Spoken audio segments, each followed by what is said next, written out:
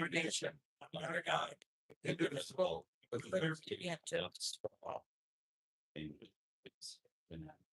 Welcome everyone to tonight's Hillsdale City Council meeting of May 15th, 2026. We have a roll call, City Clerk Price. Yes, Councilperson Bentley. Here. Thank Runs. Councilperson Flynn. Here. Morrissey. Here. Mayor Pro Tem Pellegrino. Here. Councilperson Solomon. Present. Stuchel. Here. Wolfram. Here. Mayor Sessions. Here. We have 8 present. All right, thank you. I did receive communication from Councilman Brothers that he will not be here tonight. Okay, I'll move into approval of agenda. City Manager Mackey. Thank you, Mayor. I just wanted to make council aware that you probably have seen the email that I did send to Mr. Lashaway, that he is not on the agenda because that is an administrative item according to the council rules of procedure, and his request to be on the agenda for the stating of his name is administrative and was not placed on there. So just wanted council to know, because the council rules also require that I tell all of you why that he wasn't put on there. Why. Is that something that we could or not should, but we can put it out there? Yes, a member of council could request that it be put on. So could vote to amend the agenda. Okay. This probably would not be the time to do it. No, this is. He's not here, but I mean, To the agenda. I would move, and I don't know if I'll get a second, I would move that we put him on the agenda for next time. That'd be all right. I don't think you can do that. Yeah, That's what I'm saying. Yeah. Not for now, but okay, maybe I'll do it later. I don't know. All right, thank you. So are there any changes to the agenda? Seeing none, then may I entertain a motion then to accept the agenda as presented? So. I have a motion by Councilman Morrissey, supported by Councilman Soha. Any council discussion? Seeing none, all in favor, say aye. Aye. All opposed, motion passes. We have an agenda. Okay, we will move into public comment on agenda items only. At this time, I'd like to read this. The City of Hillsdale, the rules of procedure 6.3, speaking rights of members of the general public. Any of the general public or other persons wanting to speak or address council during public comment periods shall first obtain recognition and approval from the presiding officer. So with that said, then I would require the public to state their name, request their address, and limit their comments to 3 minutes. And this is on agenda items only. It is now open.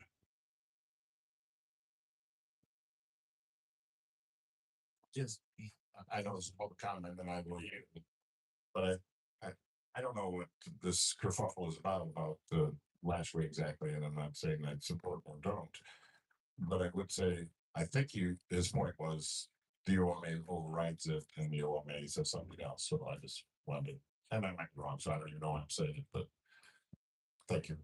Yep, thank you. Be public comment on agenda item. Seeing none, I will close the podium and we'll move into the consent agenda. I have approvals of bills, city and BPU claims of April 30th, 2026 of $171,655.38. I've got payroll of May 7th, 2026 of $211,767. Finance committee minutes of May 4th, 2026. BPU board regular meeting minutes of April 14th, 2026. Financial reports of quarter ending March 31st, 2026. Investment report as of March 31st, 2026. ESRI licensing. Public use agreement, Ms. Stocks Park. TCO 2026-09 amended. Luxic excavating TCO 2026-14, City of Hillsdale Independence Day Parade, TCO 2026-15, Tri-State Scenic Train Event. May I entertain a motion then to approve the consent agenda? Is there a second? Support. Okay, any council comments, discussion? Seeing none, may I have a roll call vote, City Clerk Price? Yes, Councilperson Flynn, Yes. Morrissey, Yes. Mayor Pro Tem Palladino, Yes. Councilperson Sol, Yes. Stuchel, Yes. Wolfram. Yes. Mayor Sessions. Yes. Councilperson Bentley. Yes. 8-0 is approved. All right, thank you. We're going to communications and petition, Hillsdale County Commissioner update, Doug Amos.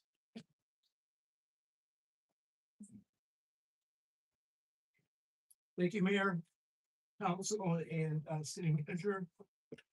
We did have lightning strike and shatter a pine tree on the North Courthouse lawn last week. Facilities Department handled that Saturday cleanup and removal has been completed. That tree had been donated. It was American Legion tree of a memorial that from 1920. So it was hopefully we'll be able to replace with something of equal. The animal control contract that we have had for 10 years with Branch County expires December 31. Board of Commissioners Public Safety Committee is researching options. We did tour the Jackson County Animal Shelter and was initially receptive to taking Hillsdale County strays, but ultimately they declined any arrangements. So the options now are renegotiating with Branch County and or with Hillsdale Humane Society. The Housing Study Committee did meet today to receive an update from the consultant, which is the DeSalvo Development Advisory from Dublin, Ohio. They do specialize in rural markets. Preliminary information we received, the draft will be provided at our next meeting with details and recommendations. Board of Commissioners Personnel Management Committees have recommended restructuring the Facilities Department after the department head, Randy Finley, has retired and there are staffing gaps. So we'll be doing a shuffle in that department. Board of Commissioners did pass a resolution rescinding the resolution ballot question for $15.5 million of a limited tax general obligation bond for a Lifeways community mental health facility, since Lifeways organization did withdraw its request for financing assistance. Also with that, the Board of Commissioners passed a resolution rescinding the notice of intent to issue those bonds. And that completes my update. If you have any questions, please do ask. Councilman Flynn. Yes, Commissioner, just on that last part to kind of wrap it all together, I see a report earlier today that the county commissioners are now looking at possibly moving the district court into the courthouse again. I thought we had already checked that and it wasn't going to work, but now I see we're spending more time and effort, money to probably prove again that it's not going to work. So could you, in a nutshell, kind of wrap up where district court is going, where Lifeways is going now that you've done everything with the Lifeways bond? What's all the next steps since you have to be out in like a year and a half? Right, October, it's over 2 years. Okay. It's October of 2028. So to answer part of your question, Lifeways, as their independent body, will make their decisions. I have no idea what Lifeways ultimately is going to do with the new building and a new project. They do have facilities committee meetings and finance committee meetings trying to reevaluate what their needs are in Hillsdale County. And I'm sure we will hear soon what their plans are. As far as looking at the historic courthouse again as a possible destination for 2 district court. If you recall, I did report that our budget committee had requested another location or a lower price. And so part of that is the evaluation, the reevaluation of the courthouse. Initially, we did have studies from the National Center of Courts that did, of state courts, that did say that the courthouse as it currently exists does not have space or to be district court. There are a lot of moving pieces of this puzzle. We are trying to put things together in a good fashion. To further answer your question, 25 Care Drive is the intended location and destination for to be district court. We have architect drawings, we have redesign of the building. That happened because Lifeways was going to move out. When Lifeways finally does decide, and remember that Lifeways has a 5-year lease. That lease can be terminated by Lifeways or it can be terminated by Hillsdale County. If in fact 25 Care Drive is going to be utilized for other county office space, it's possible to move certain components of what's in the courthouse currently to 25 Care Drive. It will require a redesign, probably a small addition to be determined. That's why Expressive Architecture was contracted to do an evaluation to see really what we need to do. When Nathan Hall did his initial study, 25 Care Drive as a building was not available. Since that is available, if we can move some offices here, keep some offices, have space for a courtroom, then the historic courthouse could be a possible destination. However, under its current status and structure and configuration, it does not fit. And so Expressive Architecture was contracted. They will do their study as well. We will find out with the report that it's very extensive, that we'll find out what we can and cannot do and compare it to what is at 25 Care Drive. Remember, we're trying to fulfill the request of the budget committee. And if we can find a space that works at a lower number of dollars, then that's a win. And if that doesn't work, then 25 Care Drive is our destination. Right. We're on a timeline that still fits, it still works. We need to get vendors set up. We need to get the process moving. Wherever it is we're gonna go, we do have time. Okay, thank you. Councilman Bentley?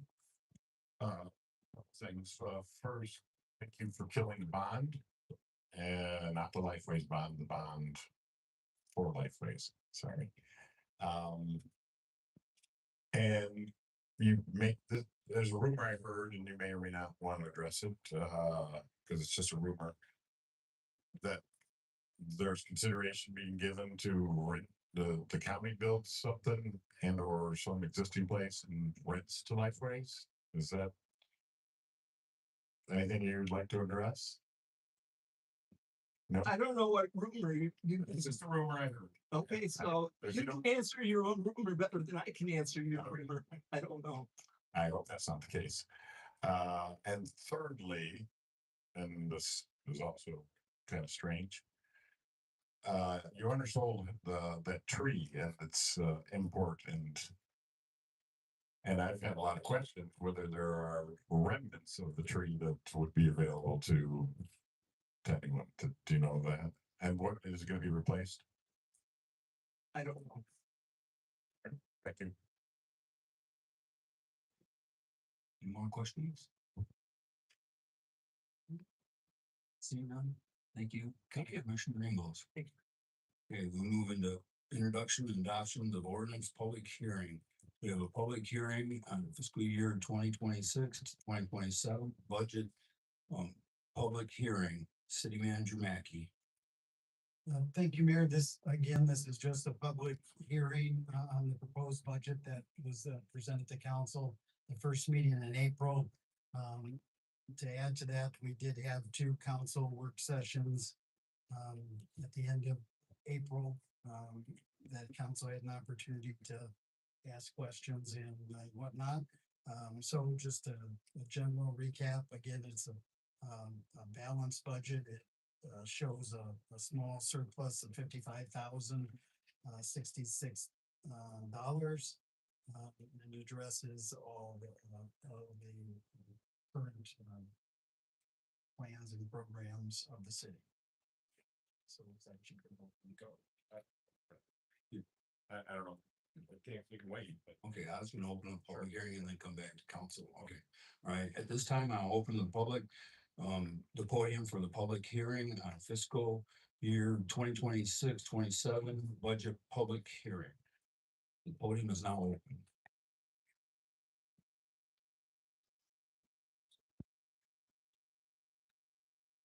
Okay. Sorry, that's all. Hit the button. Video. Which one is this? I need one. Yeah, Bob Eichler, I'm a Scipio Township and, my first is to look at, what has been passed down from the canvassing board, Mr. Peters, and, the paper that has been, done, say, establish information that we can follow. I believe it's coming from A. Bain, from, your council here, Mr. Thompson, and so I guess to look at this means, what did we do wrong with North Adams? If this is so simple, why wasn't that looked at? I guess the next is, the courthouse. Sir, this is not the city, this is on the city budget. Oh, my apologies. I didn't, no, I'm out of here. Okay, Sorry, let's. Any council or public, any public comment? Public comment?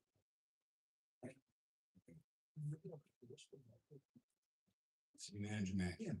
Thank you, Mayor. I did want to bring one point to the council under public comment. As we've been working through the budget, about a week ago, we received our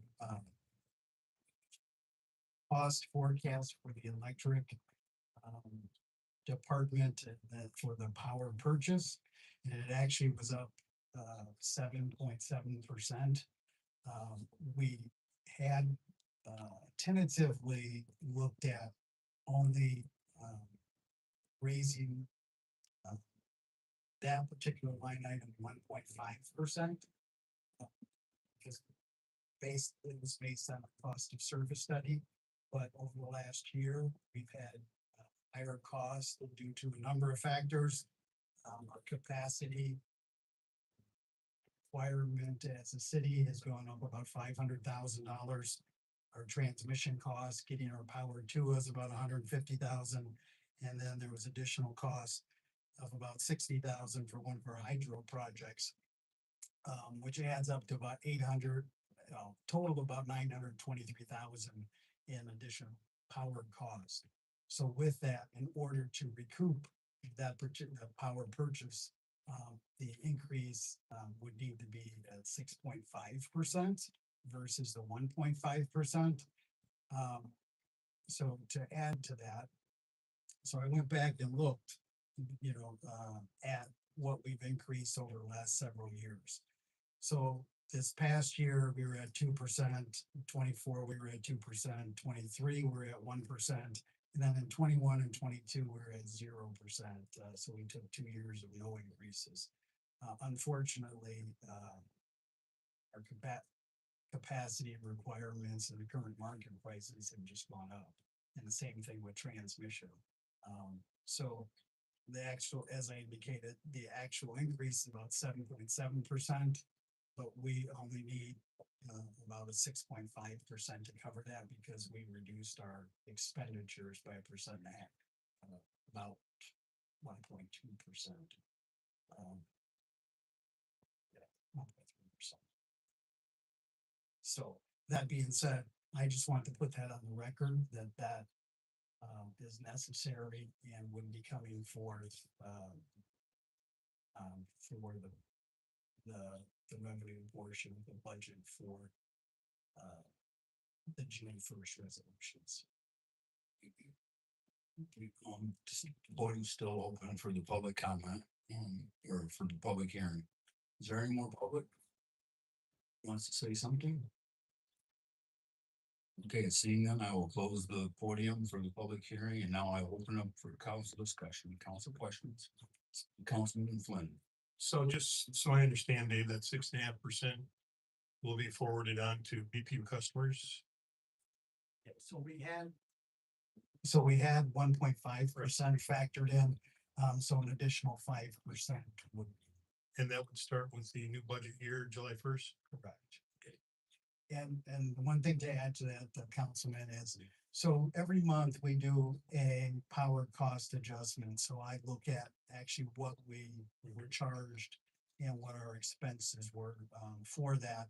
And it would be 6.5%, but if for some reason that month wasn't that expensive, it would actually, I make an adjustment and it goes down. It's kind of, the power cost adjustment is something that we've historically done long before I came here, to either accommodate for surging costs, the prices that gone up for reasons we couldn't control, or so we do monitor that monthly. But it won't go any higher. Okay. Councilman Bentley. Yeah, a little confused too still. So you adjust the rates and the mechanism is you, and you do that monthly? And secondly, yeah, this will affect the budget that we're gonna pass. Well, it will affect the budget in that we have to increase the revenue side of the electric to accommodate for that revenue. We will subsequently adjust the expense side of the power purchase item. But to answer your first question, yes, we have spreadsheets, pretty detailed spreadsheets of what we spend on power. On a monthly basis, I have to look at those to see if there are adjustments. So if you look at your bill, you'll see power cost adjustment. And that's because the cost of power was higher than what we had budgeted that month, or less. If we've collected too much, then we also put that down or change it to go lower. And it's actually spread over a 6-month rolling average. So Okay, interesting. Should be, but you're the expert. I'm just asking dumb questions. The next one is about the budget itself. Can you refresh our memories of where we go between here and when we do the final? yes, so the resolutions will be on the June 1st agenda. So after today, it was just to hear if the public had any comments about the budget, or council and what I had presented. And then that will be taken into consideration at that budget adoption on June 1st. So we'll have to do an amendment on the revenue side for the 5%. But that doesn't prohibit us from changing or amending the budget throughout the year if a new project or something happens. So our opportunity, because I know we had the 2 workshops and most of us, including me, missed the second one. And we didn't discuss it at our last meeting. So we have this meeting and or the next meeting, if we do want to talk about it. Yes. So this public hearing is for us to do that now. I see. Well, I guess I was hoping maybe Mayor Pro Tem would have and I'm prepared to quibble with much of the budget, but I guess I would at least like to ask you to defend the new full-time treasurer that you mentioned. Sure. So one of the problems we've had, a couple of problems over the years, and this predates me as well. Originally, the treasurer was an elected position. And then we went through a period where people were elected and then immediately left. So then it was changed, to add, to making an appointed position. And what we've found is that it's pretty limited on a part-time basis, so it's a basically a 20-hour-a-week job. But it's a pretty detailed and, responsible duty for the city. So what we've proposed in the budget is making it a full-time position, so we can recruit a qualified somebody, probably with a degree, that, could handle that, the tax collection, as well as assist the finance director with the other accounting functions, with the city. So, what we tend to do is, you know, kind of wean ourselves away from what we're doing with Karen Lancaster. So she would be just on a consulting basis if we need something, but we would have, the finance director and the treasurer slash second person. Okay, and you already found that candidate? Do I remember that correctly? You found that somebody that you think was gonna take that job on July 1st, if I remember? We have not, it's not started, that, looking for that particular person as of yet. And it was and still is Peter Merritt, is that right? Yes, yeah, And how long has he held the position? he's had it for quite a few years. So part of it is we were getting a really good deal because it's done for so long and transition. Okay. Yeah. That's all sounds like a fair fence. Yeah, and we're gonna get more out of that, role by adding additional duties. Councilman Morrissey. Yeah, Councilman Bentley, you're exactly right. He came on several years ago and he comes from a corporate background. He was able to take the office and improve it considerably, the different techniques that are used to keep track of money. And not many people would have done that for the amount of money we were paying him. In fact, I don't know anybody who would have done it for the amount of money we were paying him. So yeah, it is kind of a full-time thing that needs somebody. We're not gonna get another Peter Merritt in all likelihood, so that's what it's all about. Okay, thank you. More, yes, Mayor Pro Tem Palladino. Thank you, Mayor Sessions. Do the changes on the electric side include the new adjustments from the Clean and Renewable Energy Act, the Energy Waste Reduction Act, the new solar contracts, all of that stuff? Are those taking effect? Yes, to answer your questions, that is part of the increases we're seeing is our, and these are just some of the numbers that we've had on contracts for a long time. So, we do have a large portion of our portfolio is from a gas power plant. And that's about $30 a megawatt, hour to it. Yes. But then when we, start looking at our solar, which is pretty solar and wind and those things, because we have requirements that we can only get it from certain areas, that is almost double, if not higher. So that's what causes, so the market is $70 to $80 for solar or other. So inherently, it causes some of our portion to go up. Long ago, we got into some hydro projects, and we got, down in the Ohio River Valley, and those are much higher than the gas power plant, but we can't get gas anymore. And we're closing down most, if not all, of the coal and Michigan. So it makes it very challenging.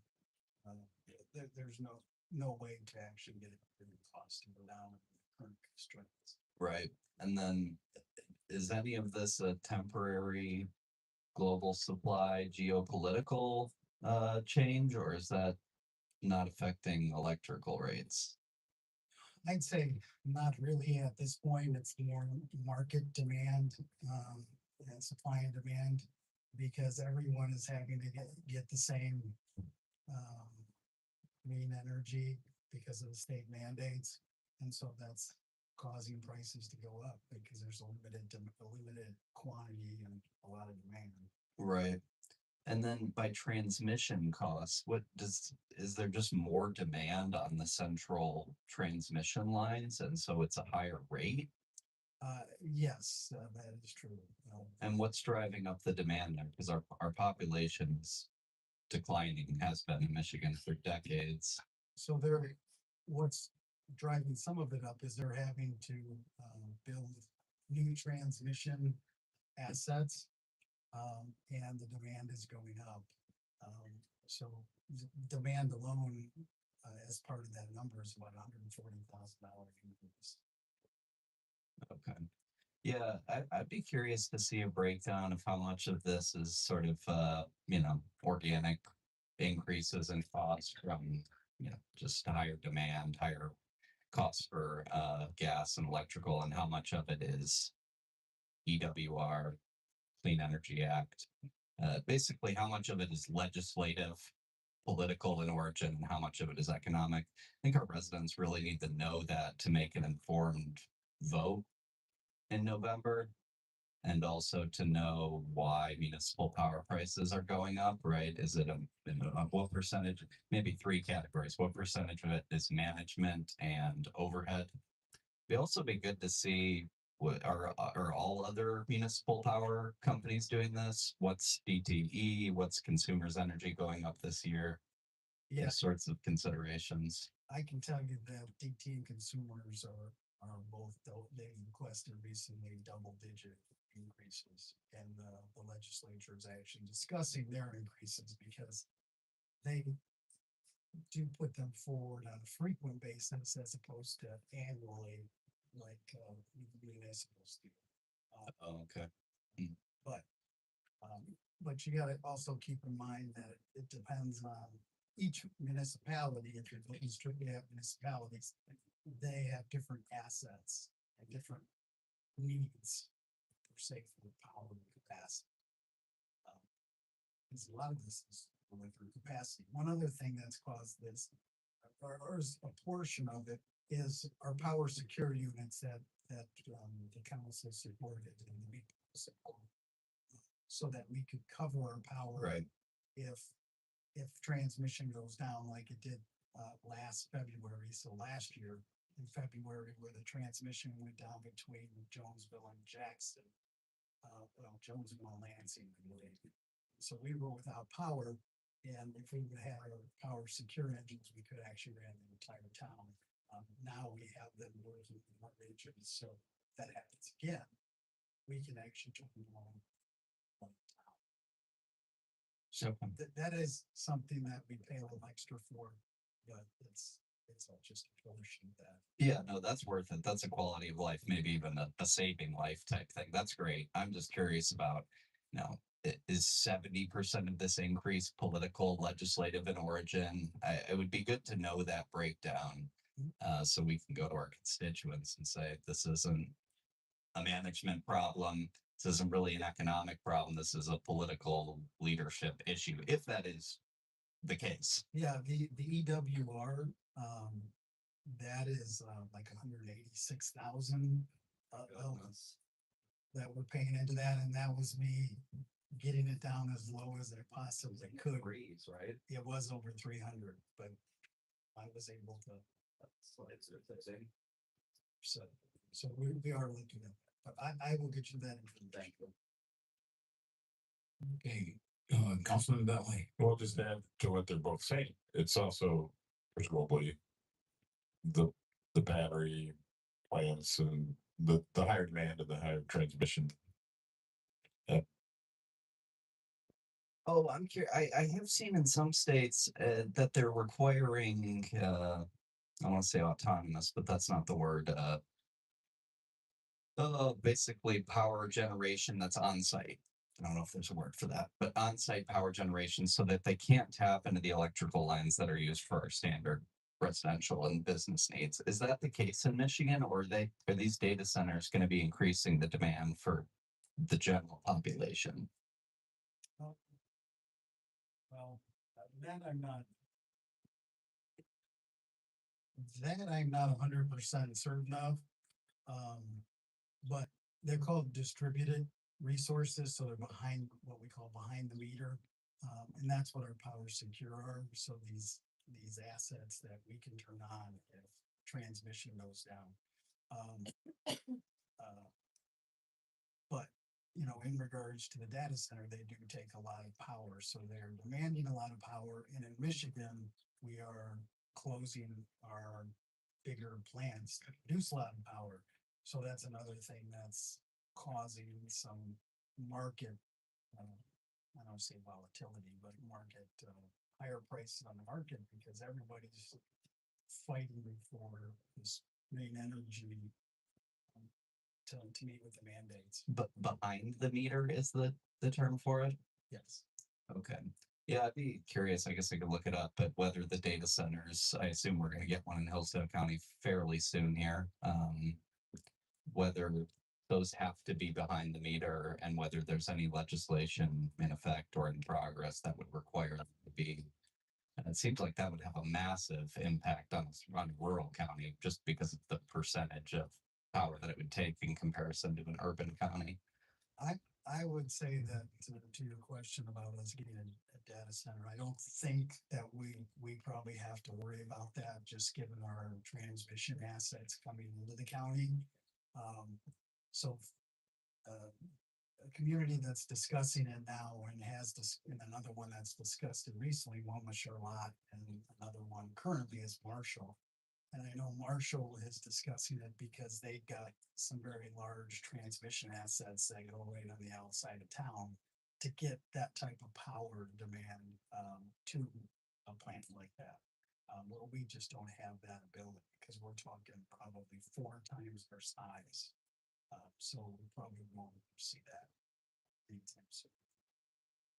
To run one of these is 4 times the size of the city of Hillsdale's current capacity? Yes. Oh my, okay. That's probably a small area. It's happening in Lenway and on the west coast of Wayne County though, right? Van Buren Township, So Saline, yeah. So is that just because they're sort of you're starting to get more land available, but it's right on the edge of a population dense area? Is that why they're targeting that area? They can hook it up to larger transmission lines? I don't know why the site location was selected, but it was probably due to the transmission lines going into the area, and a number of factors. Okay. Well, it's good to hear you don't think would affect our power rates. Okay, sorry, I'm getting off the budget. Apologies. But so I think what you're saying though is true that maybe the city manager's right about there's not going to be a data center here soon. But it is all the same agenda, and so he won't be able to disambiguate whether it's political or not because it's behind the meter. And like the solar is replacing gas, and that's not natural. You can't necessarily put that in the restriction. It's all political somehow. So yes, I think you're right to put out the alarm to our constituents that this is from the state at some level, the state of Michigan, the United States government, China, that the data centers and the solar and the batteries are all part of the same agenda, and the costs, as we already see, are going up, and they will continue to come after us.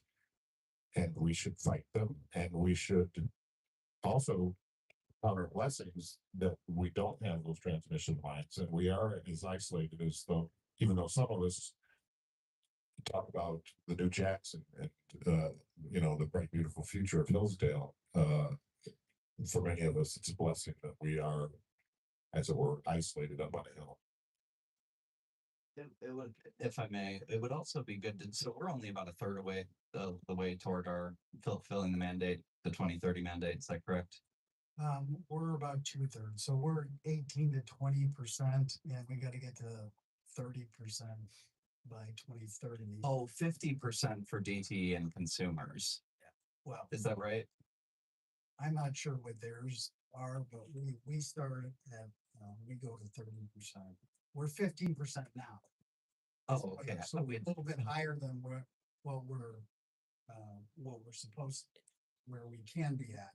On that, when we get to 2030, it's 30%, and then it goes up to there, 15 to 100% over a long period. It would be, of course, this is so far in the future, but it would be good to see for the voters here. Here's what this thing fully implemented does to energy prices year over year. It seems like 6% a year might become the new normal until that's fully implemented, and then maybe things stabilize. The additional forecasts show that it kind of stables out after this particular budget year. It kind of stays within that ballpark, but you're absolutely correct, and it's state legislation that requires us to go to these level of green energy mandates. I can say that there is some discussion in Lansing now about canceling or repealing that particular legislation, because I don't think that anyone has seen it lower the cost, which is Of course. But by stabilize, you mean stabilize in this new 6 to 7% range during the adoption period? well, no, just stabilizing the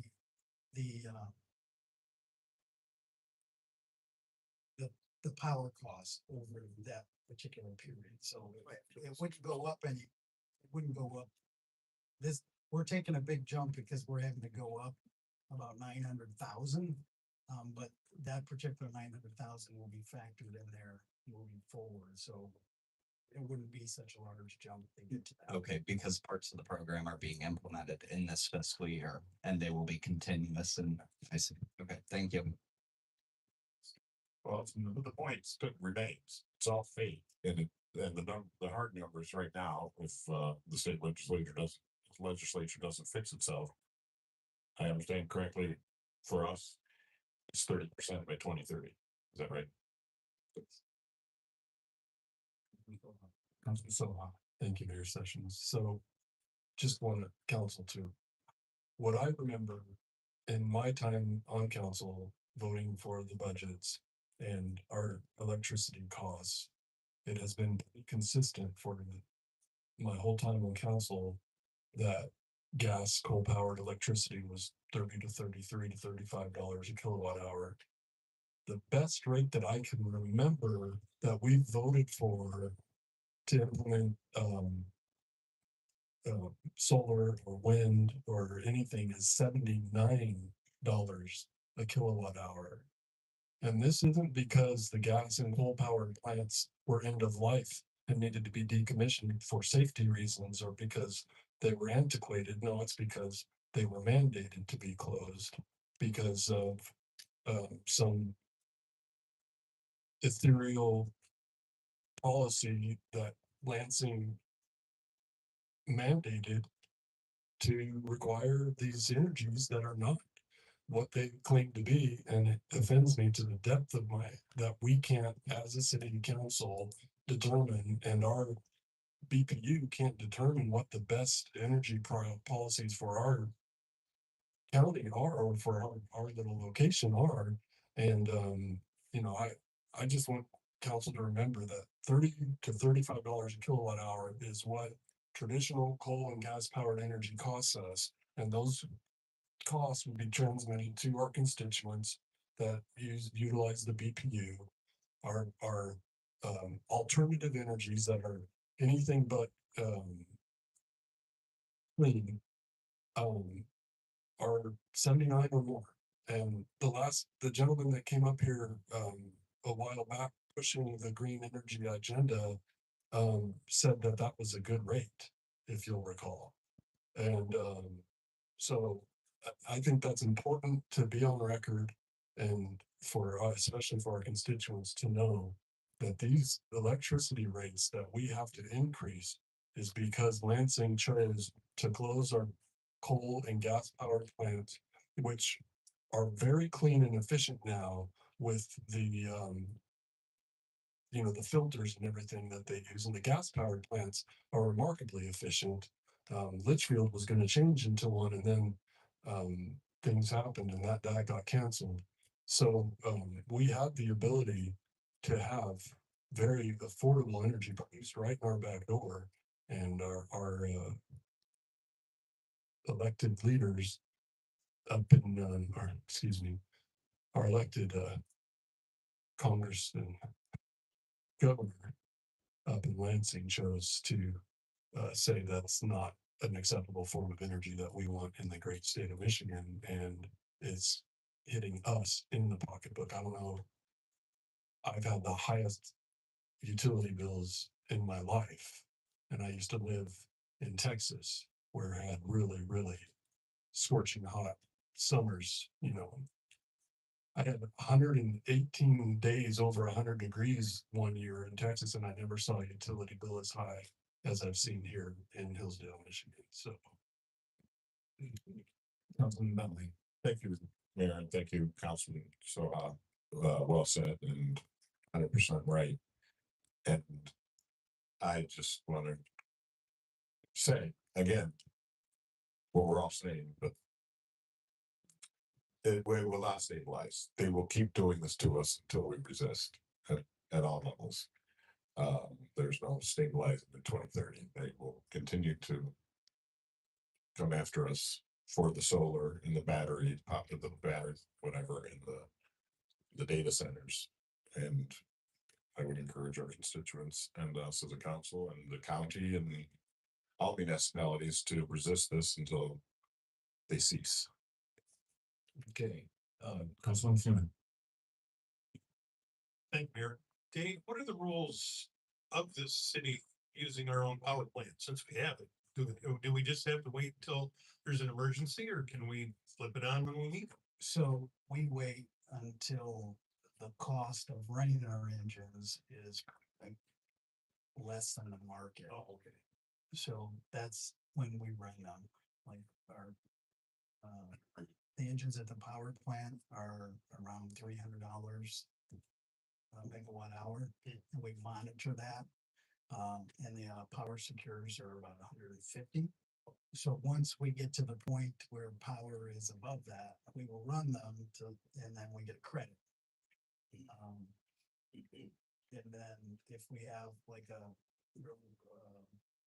when we had that polar vortex at Christmas, that power will go up into the thousands.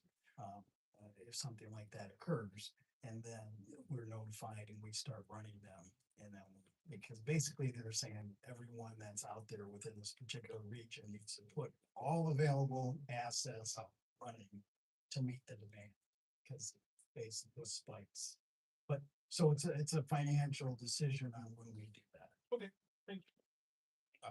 I'm sorry, but to follow up again about this. Sure. Councilman Suchel suggests I have to talk last, but I would suggest Councilman Suchel say in the microphone. Just trying to understand. Forgive me and be patient. I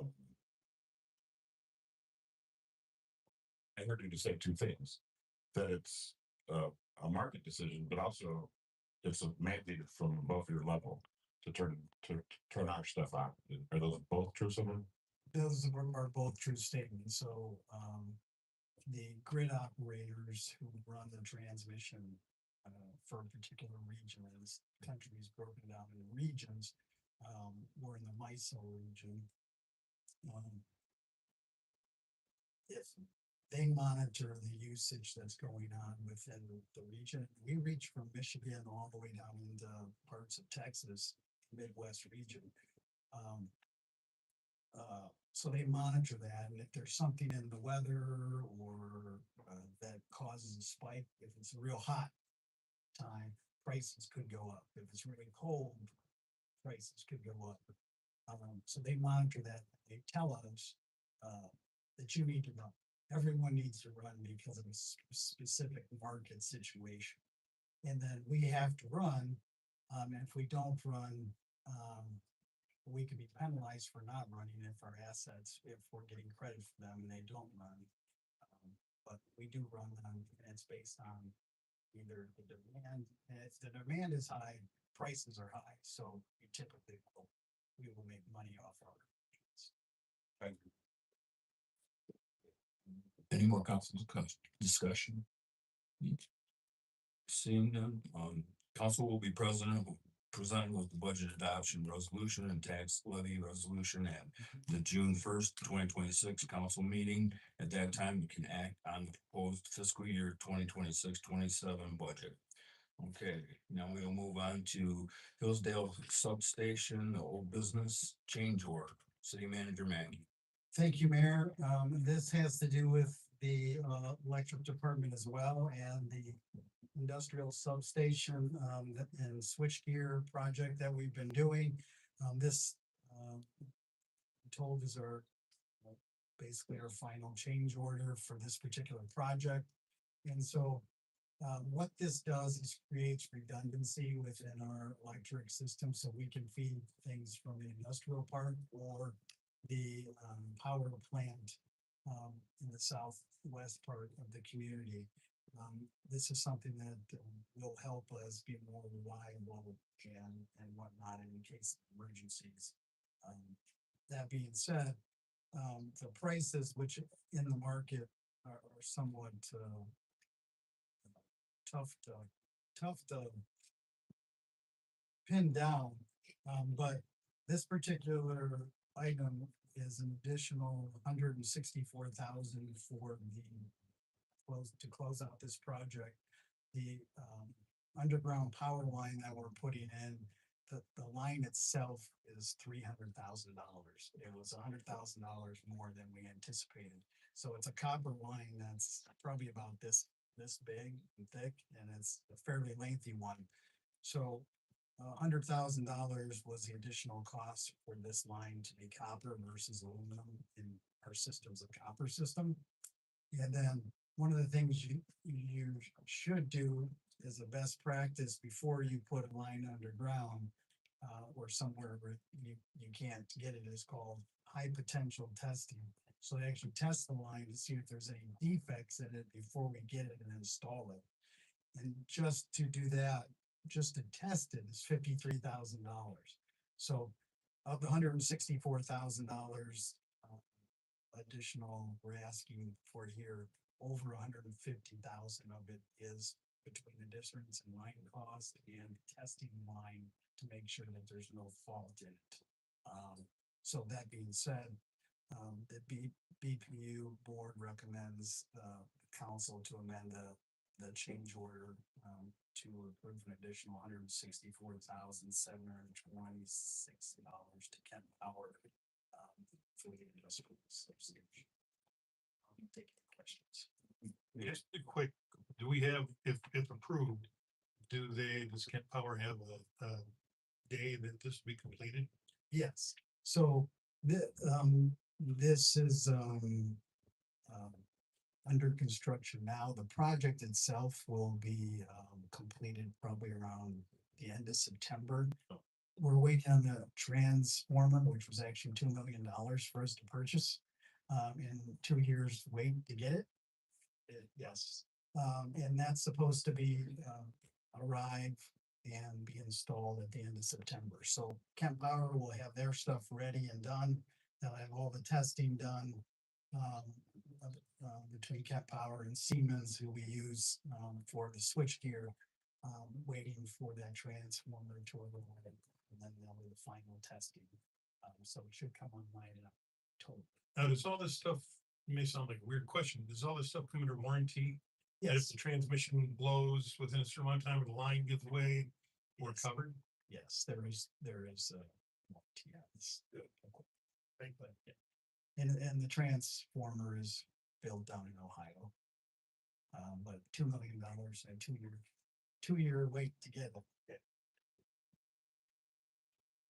May I entertain a motion then to approve an additional $164,726 to Kent Powers of 12/15 of 2025 industrial substation change order.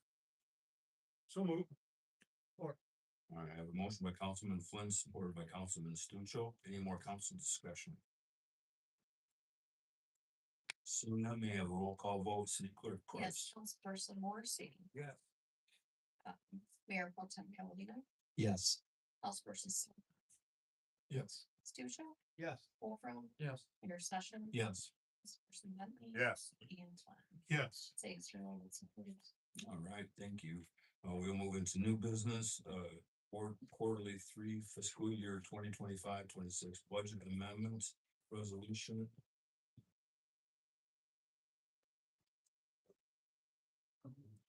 Tina. Thank you. Good evening. So I am here with the third quarter budget amendments for 25-26 budget. In the first section, you will have all the general fund departments that need amendments. Majority of them are gonna be for insurance. And then we have some actuals that need to be adjusted, such as retirement, workers' comp, the FICA, disability, life. Under DPS, we also have some supplies that need to go up a little bit. Then the next one is going to be the TIFA board has requested a budget amendment for some different things. Such as the utilities and legal services, contractual services for the Dome Theater and their property taxes. The library has requested for their capital outlay because their carpet came in roughly $30,000 more than anticipated. So we're bumping that up some. And the last one is going to be the unemployment fund. And that's because we actually had a payment that had to be paid out. So that's why we're doing the amendment for that. Do you have any questions? Any questions for Tina? Councilman Bentley. No, go ahead. Okay. Just a quick question, and maybe the mayor pro tem can help since he's on the library board. We approved their request for that new carpet at 52, whatever it was. It came in 30,000 more than that? Well, I think what they've done is they budgeted for 30,000. Oh, I Because when see. we did the budget was prior to that actually budgeting, Okay. so it came Well, we what they approved- estimated. Okay, well, Yes. we approved was, okay. Yep. Just want to make sure it wasn't an additional 30 over that. Yeah, no. So, okay, thank you. Yeah, you're welcome. Councilman Bentley. I'm sorry, I'm still looking for it. The TIFA amendment, what number is that? Which fund or The TIFA fund is 247. so?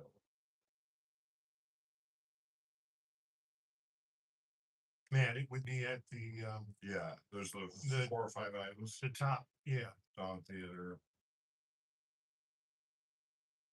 Can you tell us about some of those items, you know? So I think what had happened was it CL Real Estate had wanted to withdraw their agreement? And when we did the budget, Tifa didn't really know that. So a lot of these are because they had to take over the bills for the Dawn. Yes, they have. And it's been over a year. Hopefully we'll find out soon if they found a contractor, but okay, thank you. Any more questions for Tina? Seeing none, then, thank you, Tina. May I entertain a motion then, to approve the budget resolution as presented? So moved. Support. I have a motion by Councilman Flynn, supported by Councilman Soha. Any more council discussion? Seeing none, may a roll call vote, City Clerk Price. Yes, Mayor Pro Tem Helen, no. Yes. Councilperson Soha, Yes. Stucci. Yes. Wolfram. Yes. Mayor Sessions. Yes. Councilperson Bentley. Yes. Glenn. Yes. And Morrison. Yes. Six zero approved. Resolution 367. Thank you. Okay, no miscellaneous reports or proclamation. I do have one appointment, Mike Prince to the BPU Board of Directors. All right, with the support of the Hillsdale City Council, I am requesting the appointment of Mike Prince to the Board of Public Utilities. Mr. Prince has been a resident of the city of Hillsdale for the past 7 years and has demonstrated a strong commitment to serving our community. He currently serves as a pastor and has a college educational background with emphasis in both religion and psychology. Mr. Prince has also held several leadership roles within our community. He has served as treasurer of the Chamber of Commerce, has been a leader with TOPS, Take Off Pounds Sensibly, and served as vice president of both the Airport Committee and the Housing Commission. In addition, Mr. Prince has trained and crisis intervention and problem solving, which allows him to effectively assist others and make meaningful contributions to our community. Mr. Prince has stated all of the positions I have served and have been based on my love for his community. For these reasons, I am asking the Hillsdale City Council to appoint Mike Prince to the Board of Public Utilities. Thank you. I have asked Mr. Prince to attend the meeting tonight to answer any questions anyone on council might have. With that said, would Mr. Prince please come to the podium? And would you say any more, Mr. Prince, that I have missed? It's interesting because to fall into this category of serving community is interesting. I started working out at the college in Illinois, where for 10 years I was in charge of the boiler. And when we talk about having second backup plans and trying to handle some of the crisis situations that came there, from repacking motors to conflict of dealing with community and college issues that had to do with cost versus what were really the general needs of the people. I've always supported representing the people. I look at that flag over there, and I'm very aware that Memorial Day is Monday. I could not serve, and I wanted to, but I get to serve the community here, and I've done that. And I think I have some knowledge when it comes to some of the water concerns that we have. And just visiting the BPU board last week was very, very eye-opening, and talking about the different chemicals and things that are used in the water system, understanding some of that. Some of that, I think I'll be able to not only help them to be able to reason together, but more importantly, to make sure that we have the pulse of people. So thank you. Are there any questions? Mr. Prince? Thank you, Mr. Prince. May I entertain a motion to approve the appointment of Mike Prince to the BPU board? So moved. I got a motion by Councilman Bentley, supported by Councilman Morrissey. Any more council discussion? Yes. Mr. Mayor, kudos on this appointment. And thank you for volunteering. Can you remind us who's being replaced? JJ Hotshire. And it is 2 terms, I think it is. No, he just didn't have time to do that, so. Thank you. So. Okay, so any more council discussion? I seeing them, may, all in favor, say aye. Aye. All opposed, motion passes. Thank you, Mr. Prince, you're on the BBU board. Thank you, okay. Let's see, now we have none of anything, so miscellaneous reports. We move into general public comment. At this time, you are required to state your name, your request to state your address, and limit your comments to 3 minutes. Podium is now open. Joseph Hendy. Joseph Hendy. I think you need to read the council rules of procedure, Mr. Mayor. Doesn't say required, it says requested. Requested is asking somebody or petitioning somebody for their name. It's not a requirement. It doesn't say shall. Mr. Thompson didn't read the rules of procedure at the last meeting when Lance was up here and wouldn't give his name. You guys need to update the rules, or you need to follow them. It's that simple. You don't have to give your name at the podium. I really suggest you read rules, council rules and procedure 6.3. Either follow them or change them, because he doesn't know what he's talking about. He didn't know what he was talking about when we had the whole mayor appointment. He said May, August, and November weren't state elections. They are. So, and Mr. Wolfram, you're an expert in policy. Read it. Council rules of procedure 6.3 says requested. It's not required. Also, did I hear the general lady? Right? Tifa's now paying the Dawn Theater's bills. They own it. Did I hear that right? Thank you. Thank you. Any more general public?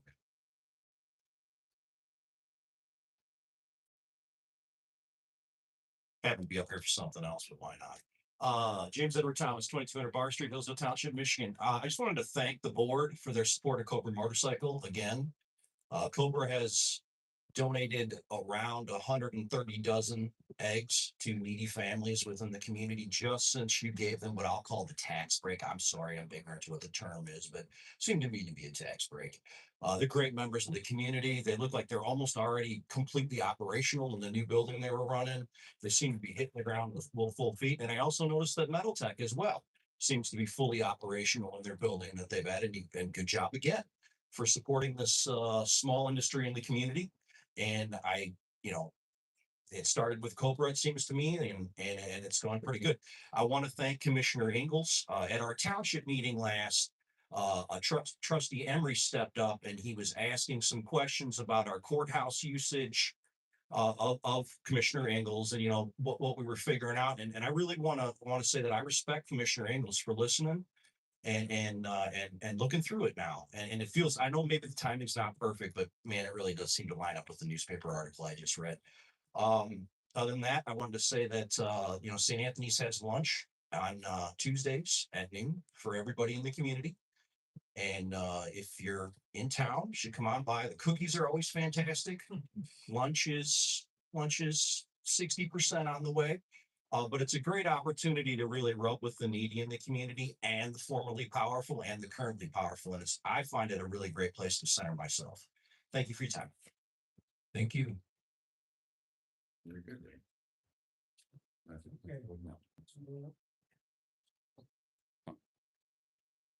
No, it's okay, right? Yes. Thank you. I was, Please state your name. my apologies, Bob Eichler. I'm from Scipio Township.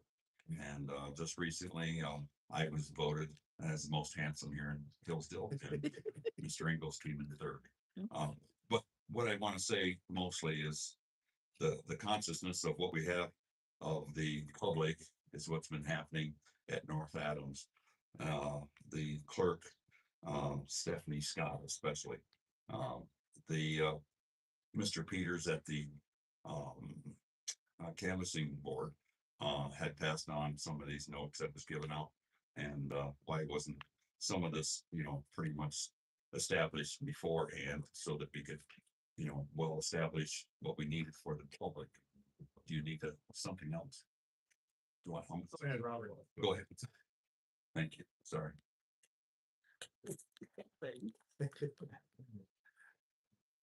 Need a gavel. Well, anyway, you know, it's really concerning that some of our clerks, you know, haven't come forward and say they're scared of how they run their townships. It's very wrong that has been tarred and feathered by the council that was done there in North Adams. I know it doesn't concern of all of you, but we do have our council here and we do have our clerk, and we are concerned about running efficiency. And I think that we're all in jitters because of the supposed mandates, this yahoo of a governor we have, and the other two as well, the AG. And I don't see why we haven't looked at this, you know, this problem of the tabulators before. I've looked at it several times. I've talked to Mr. Peters about it. They stuck to some point. I want to say that, you know, you want a canvasser, somebody's going to stand in there and see paperwork or might be laying on the floor or something, but they can't canvas a computer. I mean, it's a false impression. Honestly, you know, looking at all the crap that happened from what happened to Stephanie Scott, I mean, it should open our own eyes that these tabulators are falsely, you know, and wrong for anyone to have to use. Need the paper ballot, go back to it, that we can reassure each one can make an account for. It really makes a lot more sense. I don't know how that Abe Dane had gone so far with what had actually happened to Stephanie Scott. The confiscations of items that should have been left at the township. And now that some of it is not in our hands, I don't know what happened to that. You know, I was in the military. Served in the S2 shop, which is mostly secret. Everything that was done. I met Omar Bradley 3 times. 5-star jump. The Vulcans. I've done a lot of it. I understand what the secrecy is. But this does not need to continue in our country. I know that you're probably about ready to say goodbye, so I'll let it go with that, but I thank you guys for listening. All right, thank you. Here, Bob. Thanks for serving.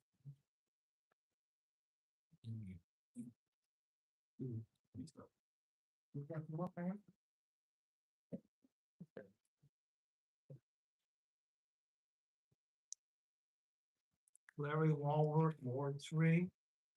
First of all, you guys have a display of the United States flag messed up. And hopefully it's been rectified by Mr. Flint, who had a conversation with the people today.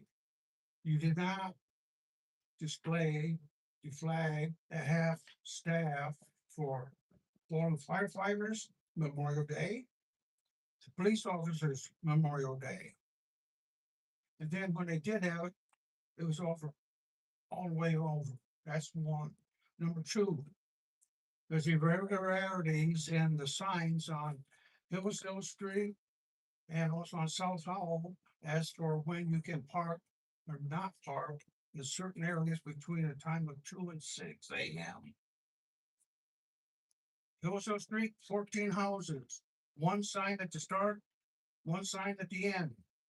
Next section, 7 houses, 4 signs. South Howell, every once in a while, maybe a block apart, is a sign about no parking between 2 and 6. So can you park in between the signs between 2 and 6 or not? The final thing. R1 zoning infraction has been going on for many years. They came up with a whoop-de-doo excuse now. Back in '84, there was a court case in Joseph Township on a R3 situation, and that is what your code enforcement people are using as an excuse nowadays. So I'd like to have it finalized by a legal counsel, if it will, what has priority. An R3 court case back in '84 results, or a revised R1 zoning thing in Hillsdale. I've got documentation. I gave it to Mr. Flynn. I gave it to the mayor. I have a copy for the legal person if he wants it, of what's been going on. Thank you. Thank you.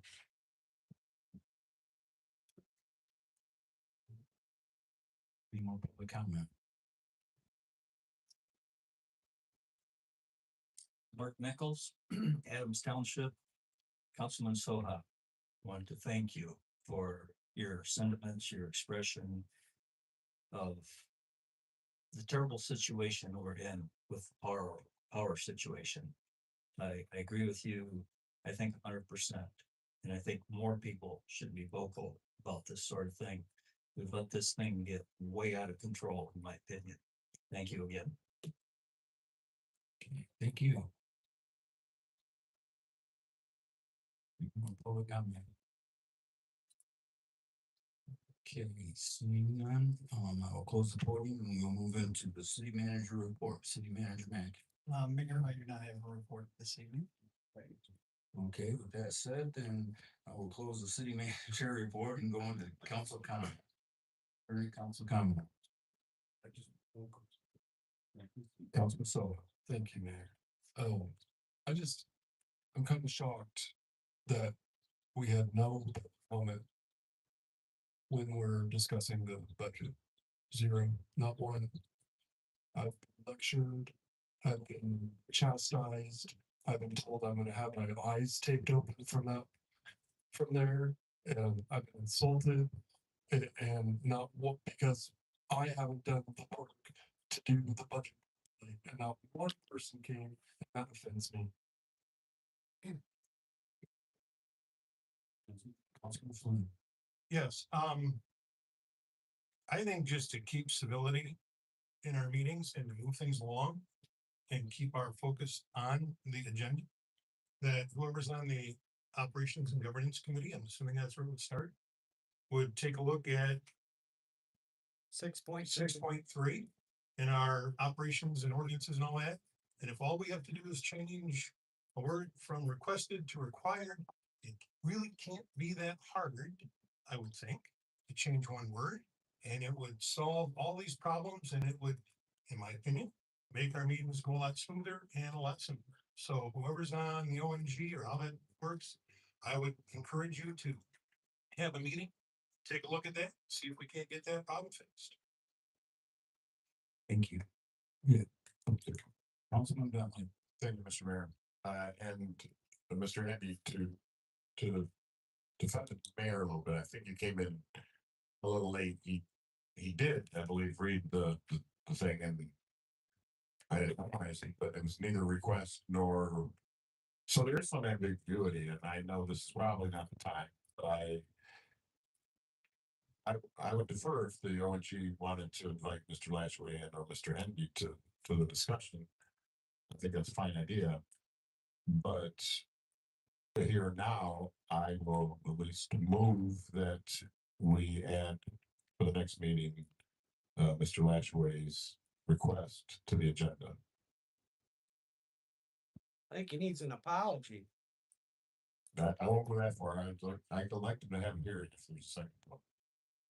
Just an agenda item to discuss this? To let him make his presentation, that he email us. We have his 5 minutes or whatever to discuss it. I don't know if there's an ambiguity or not, but Mr. Hendy and Mr. Lashway seem to think there's at least ambiguity. And so as a concerned citizen, I would offer that but it would take majority. So I move to give him 5 minutes on the next agenda to make his case. Fine with 5 minutes, but public comment is fine, I think. Councilman Stuchel and Morrissey, we could probably knock this out in 20 minutes, so we can meet tomorrow, right? No, we can't. Someday in the next 2 weeks.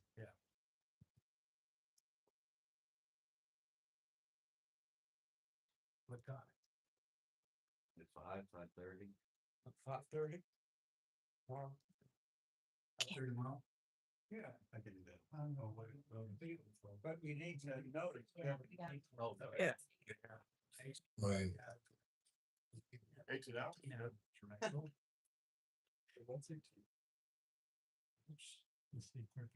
much time do you post? 18. So if you haven't had the meeting Wednesday Either now. or Thursday, We'll email about it. So you want to do it on Thursday? Thursday should be fine. Friday might be better. We'll email. Well, she needs to know now. Oh, you can. It's gotta, Yeah, just go, just. See how difficult this is gonna be, Bob? what's that? You see how difficult this is gonna be? My phone. Any more council discussion? Yes. Councilman Flynn. I do want to take a quick second, and just pass along at least my thanks. And I'm sure the rest of the council, I understand that the Detective Brad Martin's final day with the department is tomorrow. And after decades of service to the city police department, and I just want to thank him for his service. We worked well together. When I was at the radio station, he helped us, giving us information when needed, as needed. And he was very easy to work with. And I thought he did an outstanding job on the department. So I just want to say thanks. Dave?